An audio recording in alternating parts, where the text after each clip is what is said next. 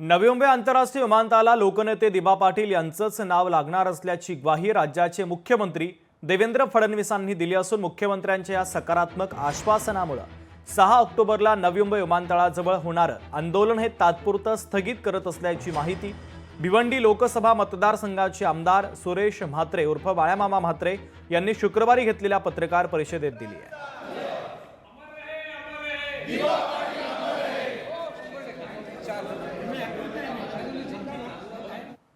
आता जे उद्घाटन आहे हे उद्घाटन जरी झालं तरी सुद्धा कमीत कमी 2 महिने जे काय रेग्युलर चालण्यासाठी टेक ऑफ किंवा लँडिंगसाठी असेल तर कमीत कमी 2-2.5 महिन्याचा गॅप पडणार आहे आणि तेव्हा ते पूर्ववत चालू होईल आणि तोपर्यंत या सगळ्या प्रोसिजर करून या विमानतळाला दिबा पाटील साहेबांचंच नाव देणार अशा प्रकारचं आश्वासन म्हणण्यापेक्षा अशा प्रकारचा शब्दच मुख्यमंत्री महोदयांनी दिला आणि त्यामुळं